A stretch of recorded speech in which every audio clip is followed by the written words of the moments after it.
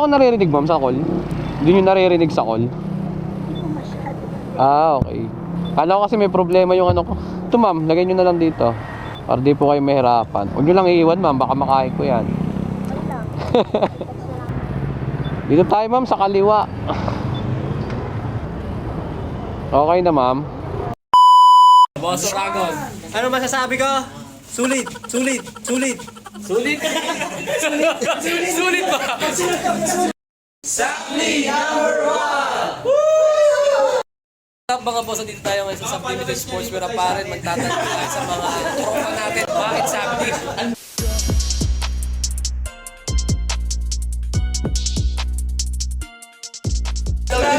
Boss T-Mac, bakit Sapli? T-Mac Vlogs. So bakit Sapli? Guys, sobrang quality ng jersey guys. Tingnan nyo guys. Tingnan nyo guys. Follow nyo siya, lipat kayo sa akin.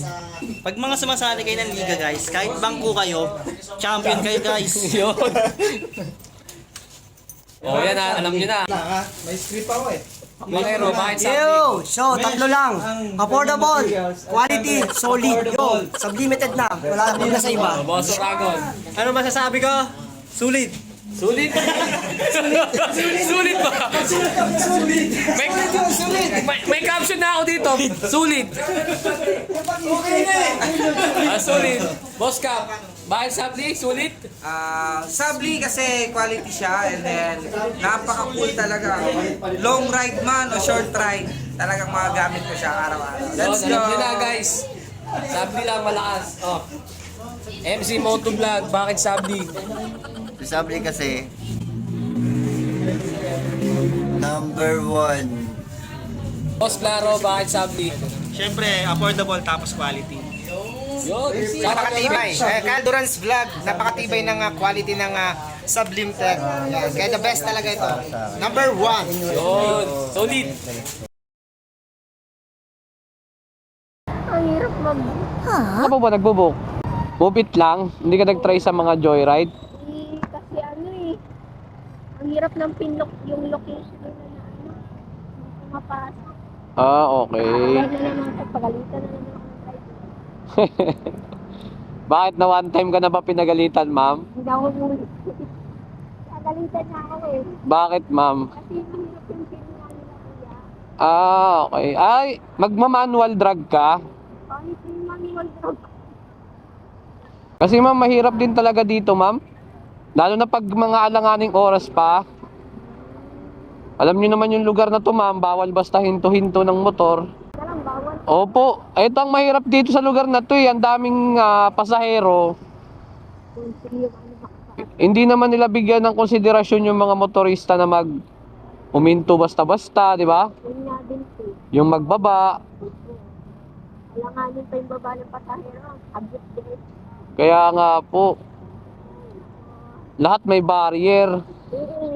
Ang specific na talagang pwedeng babaan na dapat doon nagsasakay, doon din magbababa. Para at least yung pin location, doon na lang, di ba? Kasi pag nagbaba ka naman ng alanganin, hulihin ka. Lalo na yung mga ganyan, di ba? Oo. Bawal basta-basta dyan.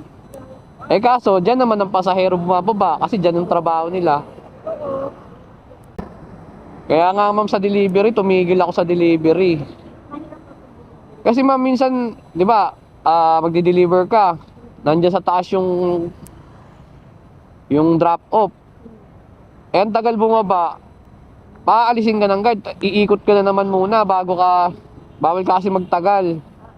Ikot ka muna ulit. Imbis na hindi nasasayang yung oras mo, sayang pag-gasolina. Tapos yung iba pa, pinapaakyat. So nangyayari yung motor, iiwan mo dyan, bawal naman iwan dito motor. Balik ko kuya, wala na. Pagbalik mo may pangalawa ng mugs. Hindi mo binalak mag-artista. Ano ba? Pwede ka naman maging artista ngayon, ma'am eh. Laging sa horror. Eh, kaway ka ma'am, naka-open yung camera natin. Ako salita mo. Okay lang ma'am, naka-on. Nagba-vlog kasi ako eh. Mamaya, sumikat tayo. Maging artista tayo pareho. Wala nang imposible, ma'am. Dito? May daanan ba dyan? Kung ano, maliit. Thank you po. Ito ma'am, lubak-lubak. Lubak talaga siya. Ikaw mama, tinaan mo ako sa lubak-lubak. Ano? Bigat na ba ako? Hindi nga ako kumain. Hindi ma'am, naano lang tayo sa bato. Bato ba? Nire-renovate. Siya ma'am, malalaman naman natin yan pag tumumba tayo eh.